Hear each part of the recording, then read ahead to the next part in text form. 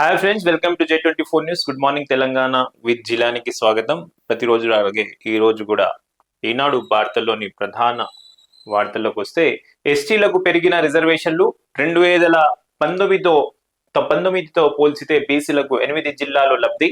పంచాయతీరాజ్ శాఖ నివేదిక. బీసీ రిజర్వేషన్లు పెరిగిన జిల్లాలివే. పంచాయతీ ఎన్నికల్లో ఎస్టీలకు రిజర్వ్ అయిన స్థానాలు పెరిగాయి. 2019లో ఎస్టీ పంచాయతీల సంఖ్య 1177గా ఉండగా 2025లో అది 1248కు చేరింది. నాన్ షెడ్యూల్డ్ గ్రామ పంచాయతీలోను ఎస్టీలకు 688 నుంచి 714 పెరిగాయి. 2019తో పోల్చే బీసీలకు 8 జిల్లాలు రిజర్వేషన్లు పెరిగాయి.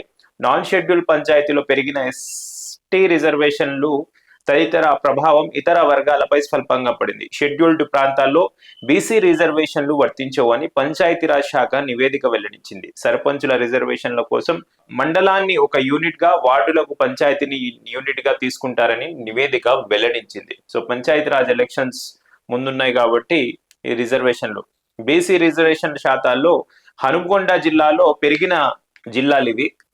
హనుమకొండ జిల్లాలో 2019 అంటే 2019లో అండ్ 2025లో ఉన్న తేడా ఇది. హనుమకొండలో 15.08% ఉంటే 2019, 2025లో అది కాస్త 22.53%కి పెరిగింది. అదే జగిత్యాలలో 25.07% ఉంటే 27.19% ఉంది. జనగామ 17.05 ఉంటే 18.59గా ఉంది. జోగులాంబ 25.41 ఉండగా 27.74కు పెరిగింది. కరీంనగర్ 23.40గా ఉన్నప్పుడు ఇప్పుడు 2025లో 26.75కు పెరిగింది. నిజామాబాద్ 21.35 ఉండగా 26.64 ఉంది. సూర్యాపేట్ 14.63 ఉండగా ఇప్పుడు 15.56 ఉన్నాయి. వనపర్తి 24.77 ఉండగా ఇప్పుడు 27.67గా ఉంది. ప్రాంతాల జిల్లాల వారీగా బీసీ రిజర్వేషన్లు పెరిగిన జిల్లాలు ఇవి.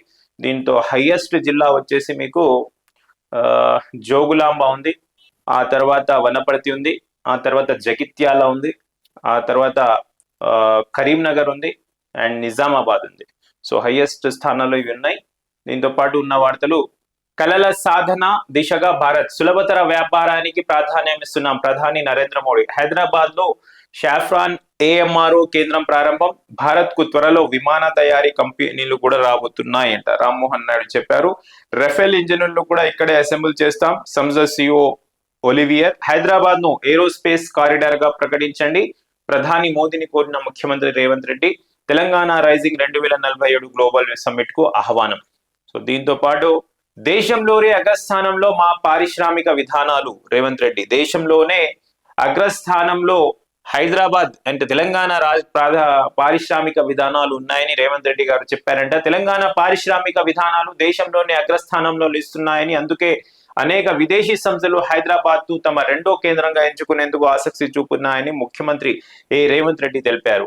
ఏరోస్పేస్ రక్షణ సంస్థలు పెరుగుతున్న దృష్ట్యా హైదరాబాద్, బెంగళూరులోని ఏరోస్పేస్ కారిడార్లు ప్రకటించాలని ప్రధాని మోడీ కోరారు. బుధవారం హైదరాబాద్ లో Safran aircraft engine services India SES కేంద్రం ప్రారంభం కార్యక్రమంలో ఆయన పాల్గొన్నారు.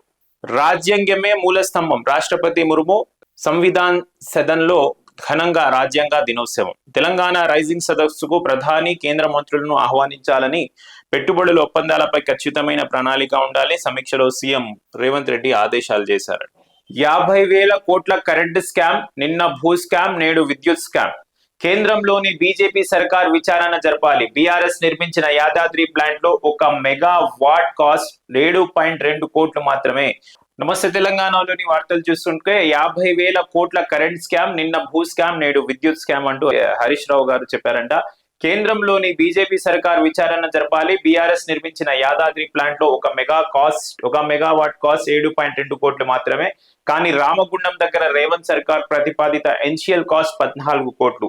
రేవంత్ ప్రతి పని ఓ మిషన్, అదే కమిషన్. మంత్రి వర్గం స్కాముల గురించి తప్ప స్కీముల గురించి చర్చించకపోవడం సిగ్గుచేటు. కమిషన్ల కోసమే థర్మల్ పవర్ ప్లాంట్ నిర్మాణం, ధ్వజమెత్తిన మాజీ మంత్రి హరీష్ రావు. రేవంత్ ప్రతి పని ఓ మిషన్, అదే కమిషన్ అని హరీష్ రావు గారు వ్యాఖ్యానించారంట. రేవంత్ రెడ్డి ప్రభుత్వం ఏది మాట్లాడినా, ఏం చేసినా, అది చెయ్యకపోయినా కదా దాని వెనుక ఒకే మిషన్ ఉంటది, అదే కమిషన్. కేబినెట్ లో ప్రజలకు ఎట్లా మేలు చేయాలో, రాష్ట్రాన్ని ఎట్లా బాగా చేయాలో అని ఆలోచించాలే కానీ రేవంత్ రెడ్డి ప్రభుత్వం మాత్రం తాము ఎట్లా మేలు చేసుకోవాలి, ఏ ప్లాన్ చేసి కమిషన్లు కొల్లగొట్టాలి, వాటాలు ఎట్లా పెంచుకోవాలి మాత్రమే ఆలోచిస్తున్నారని హరీష్ రావు గారు వ్యాఖ్యానించారు. ఓ ప్రతిపాదికన రిజర్వేషన్లు కేటాయించారు. బీసీ రిజర్వేషన్లపై సర్కారుకు హైకోర్టు నోటీసులు, కౌంటర్ దాఖలుకు ఆదేశాలు, విచారణ వాయిదా. బీసీ రిజర్వేషన్ ఏదైతే ఉందో మళ్ళా అది హైకోర్టుకి చేరిందంట.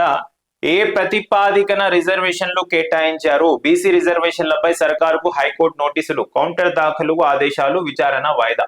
మళ్ళా హైకోర్టుకు ఎవరో వెళ్ళారు, అది బీసీ రిజర్వేషన్ల కోసం. దాని డీటెయిల్స్ ఉన్నాయి దీంట్లో.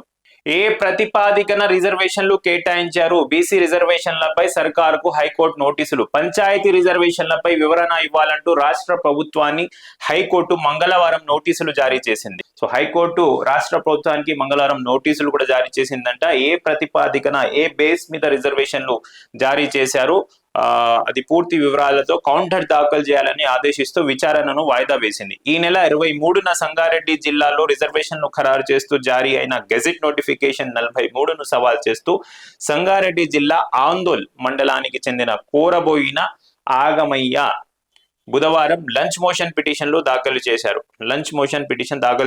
పిటిషన్ పై జస్టిస్ మాధవీదేవి విచారణ చేపట్టారు. పిటిషనర్ తరపున న్యాయవాది మహేష్ వాదనను వినిపించారు. సంగారెడ్డిలోని 613 సర్పంచ్ స్థానాలకు 118 బీసీలకు కేటాయించారని, ఇది 19%మేనని తెలిపారు. నోటిఫికేషన్ పై స్టే ఇవ్వాలన్న అభ్యర్థనకు న్యాయమూర్తి నిరాకరిస్తూ విచారణ వాయిదా వేశారు. రిజర్వేషన్లలో బీసీలకు అన్యాయం. వెల్దొండ, నాగర్ కర్నూలు జిల్లా వెల్దొండ మండలం తిమ్మినోలిపల్లితో పాటు అన్ని జీపీల్లో బీసీలకు అన్యాయం జరిగిందని ఆరోపిస్తూ గండికోట రాజు హైకోర్టులో పిటిషన్ చేశారు. మహబూబాబాద్ జిల్లా కేసముద్రం మండలం మహమూద్ పట్నంలో 3 ఎస్టీ కుటుంబాలకు చెందిన 7 మాత్రమే ఓటర్లుండగా వారికి సర్పంచ్ తో పాటు 3 వార్డులు కేటాయించారు. దీంతో రిజర్వేషన్లు మార్చాలని గ్రామస్తులు హైకోర్టును కోరారు. ఇక చాలా మంది హైకోర్టుకి ఆశ్రయిస్తున్నారు. ఇప్పటికే 3-4 హైకోర్టుకి ఆశ్రయించారు. ఈ రిజర్వేషన్లు ఏ ప్రాతిపాదికన మీరు కేటాయించాలో సవాలు చేస్తూ ఛాలెంజ్ పిటిషన్స్ వేశారు. లంచ్ మోషన్ లో పిటిషన్స్ వేశారంట. మళ్ళీ హైకోర్టు దీని మీద ప్రభుత్వానికి దీని గురించి నోటీస్ ఇచ్చింది, వివరణ ఇవ్వాలని. ప్రభుత్వం ఎలా వివరణ ఇస్తుందో మనం చూడాలి. మున్సిపాలిటీల విలీనం అర్ధరాహితం, ప్రభుత్వ తీర్పు. ఎమ్మెల్యే సబితా వివేకానంద ధ్వజం. రంగారెడ్డి జిల్లా ఉనికి లేకుండా చేసే కుట్రలో భాగంగానే శివారు మున్సిపాలిటీలను గ్రేటర్లో విలీనం చేయడానికి రేవంత్ రెడ్డి ప్రభుత్వం సిద్ధమవుతుందని మాజీ మంత్రి మహేశ్వరం ఎమ్మెల్యే సబితా ఇంద్రారెడ్డి ఆరోపించారు. రంగారెడ్డి జిల్లాలోని శంషాబాద్, మణికొండ, నార్సింగి, బండ్లగూడ, జాగీర్, బడంగ్పేట్, తుక్కుగూడ, ఆదిబట్ల, పెద్ద అంబర్పేట్, తుర్కాయాంజల్ మున్సిపాలిటీను గ్రేటర్లో విలీనం చేసి జిల్లాకు చెందిన నాయకులు, కార్యకర్తలను రాజకీయంగా దెబ్బతీయడంతో పాటు జిల్లా పేరు లేకుండా చేయాలని చూస్తున్న కాంగ్రెస్ కుట్రలను ప్రజలు గమనించాలన్నారు. అలాగే బీసీ రిజర్వేషన్ల పెంపు లేకుండానే స్థానిక ఎన్నికలకు వెళ్తున్న కాంగ్రెస్ పార్టీకి ఎన్నికలలో తగిన బుద్ధి చెప్పాలని సబితా ఇంద్రారెడ్డి ప్రజలకు పిలుపునిచ్చారు. త్వరలో మున్సిపాలిటీలో విలీనంపై ఆందోళన కార్యక్రమాలు చేపడతామని స్పష్టం చేశారు. ఏదైతే నిన్న 27 మున్సిపాలిటీలను గ్రేటర్ హైదరాబాద్ లో విలీనం చేయాలని మొన్న ఏదైతే కేబినెట్ నిర్ణయించిందో, నిన్న న్యూస్ అది చూపించాము. దీనిపై బీఆర్ఎస్ నాయకులు సబితా ఇంద్రారెడ్డి మరియు వివేక్ గారు, అసలు సబితా గారు అంటున్నది ఏమంటే, ఈ రంగారెడ్డి జిల్లాలోని మున్సిపాలిటీలను విలీనం చేయడంతో పాటు లోకల్ గా అక్కడ ఉండే నాయకులని ఉనికి కోల్పోవడం కోసమే ఇలా చేస్తున్నారు. ఇంకా గ్రామాలుండడం, మెల్లమెల్లగా రంగారెడ్డి జిల్లా పేరే తీసేయడానికి ప్రయత్నిస్తున్నారు రేవంత్ రెడ్డి గారు అనే కామెంట్ ఆయన చేశారు. దీంతో పాటు వివేక్ కూడా, షెల్లింగంపల్లి కుత్బుల్లాపూర్ ఎమ్మెల్యే వివేక్ కూడా జిహెచ్ఎంసీ లోని 27 మున్సిపాలిటీలను విలీనం చేస్తూ రాష్ట్ర కేబినెట్ తీసుకున్న నిర్ణయం అర్ధరాహితం, అవివేకమని శాసనసభ BRS whip MLA Vivekananda Goud విమర్శించారు. తెలంగాణ భవన్ లో బుధవారం ఆయన మీడియాతో మాట్లాడారు. మున్సిపాలిటీలను విలీనం చేయడంలో ప్రజాశ్రేష్ఠు లేదని, రాజకీయ ప్రయోజనం మాత్రమే దాగి ఉన్నదని ధ్వజమెత్తారు. ఎలాంటి అధ్యయనం లేకుండా అశాస్త్రీయమైన పద్ధతిలో కేబినెట్ తీసుకున్న విలీన నిర్ణయాన్ని ఆయన తప్పుపట్టారు. విలీనం వెనుక పెద్ద కుట్ర దాగి ఉన్నదని ఆరోపించారు. కేసీఆర్ మున్సిపాలిటీ అధికారి వికేంద్రిస్తే రేవంత్ రెడ్డి మాత్రం కేంద్రీకృతం చేస్తున్నాడని విమర్శించారు. శివారు ప్రాంతాల్లో పాలనకు గాలి వదిలేశారని ధ్వజమెత్తారు. విలీన నిర్ణయాన్ని తక్షణమే వెనక్కి తీసుకోకపోతే బీఆర్ఎస్ తరపున ఆందోళన తప్పవని హెచ్చరించారు. విలీన ప్రక్రియ ఏదైతే ఉందో అది వెనక్కి తీసుకోవాలని, లేకపోతే ఆందోళన చేస్తామని ఇద్దరు కూడా చెప్పారంట. మళ్ళీ ఫ్యూచర్ లో విలీన ప్రక్రియ నేను చెప్పినట్టు ఎవరైనా హైకోర్టుకి వెళ్ళి ఆగిపోతుందా, ఆందోళనతో ముగిసిపోతుందా, లేదా 27 మున్సిపాలిటీలను జిహెచ్ఎంసీలో విలీనం చేసే జిహెచ్ఎంసీ ఎలక్షన్స్ చేస్తారనేది వేచి చూడాలి. చూస్తూనే ఉండండి J24 న్యూస్. Thank you.